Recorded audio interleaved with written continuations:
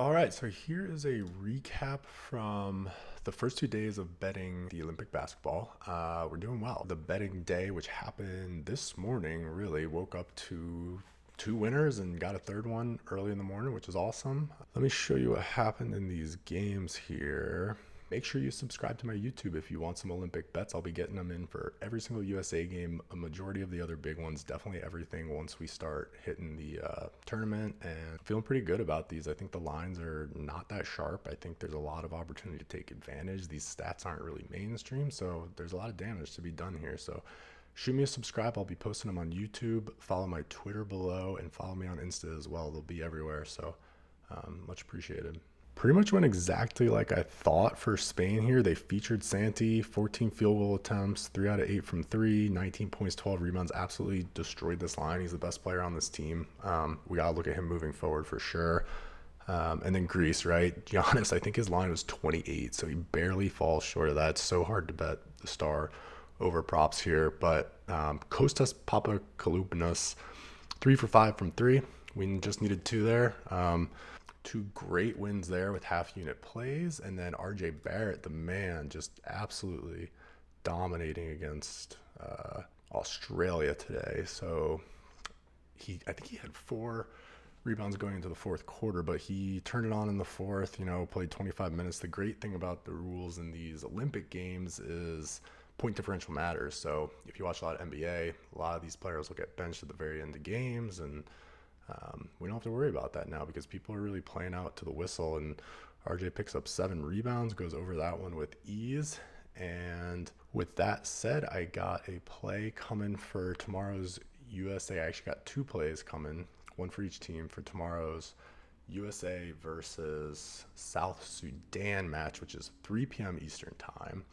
South Sudan is a team that we barely beat in the prep games, and the prep games don't really matter that much. A lot of people probably aren't trying quite as hard, and there's a few lines from that game that they have not adjusted to properly, and I don't even think they're remotely close, quite frankly, especially this first one I'm going to show you. So this guy, Mariel Shayok, this was their first Olympic game versus Puerto Rico.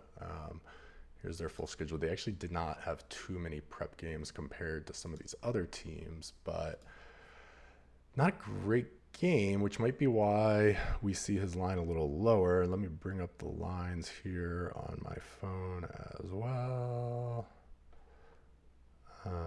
I was pretty shocked to see this. I was expecting him to be like almost at 20, because if you look at his last handful of games here, the 2 prep games he put up 25 plus, and he's been playing in China and also just high scoring games. I don't watch China basketball, so not sure what's going on there, but the dude loves to shoot threes, 4, 4, and 6. I kind of don't worry too much about this game. I don't know why his minutes were slightly reduced, but against a USA team that he had success against, I see probably close to 30 minutes, right? Like, this is their shot if they want to win this. Is to let him get hot. He took 12 threes, hit 6 of them last time. So the fact that we're getting this line so low at 14.5, you can look at his threes line too. I think it's 2.5 plus 142, which I think is a really good bet as well. 6, 4, and 4. I'll take that any day, but I think points is the move with him, because you can see he gets the line. We get 2-point attempts, 3-point attempts. He's really just going to be the featured guy here. They might try and shut down the 3. Who knows? Maybe they get up big. He'll probably be the guy who gets the garbage stats at the end of the game. But one thing I found really interesting with him, right? So I'll pull up a few other things here. So he went to UVA, and then he actually transferred to Iowa State. He played a little bit of time in the league, but just didn't stick. And, I love betting on this guy because he's been playing. He's been playing overseas. He's been in China and playing games as recently as April.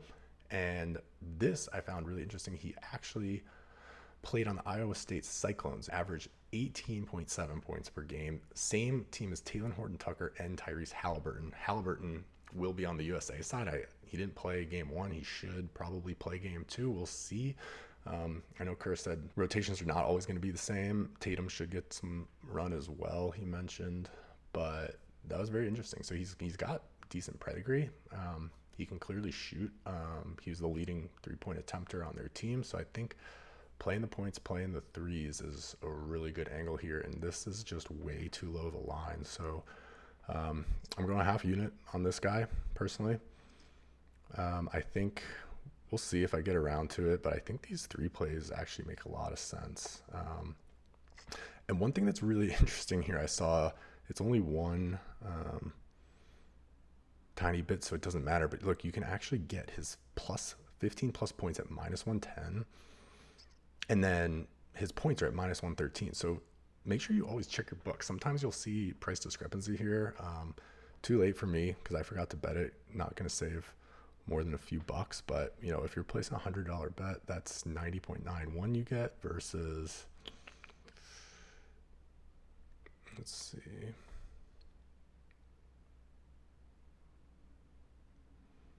$80.58. So a few bucks that adds up over the long run. So make sure you're always checking these lines. I definitely made a mistake there not taking the minus 110.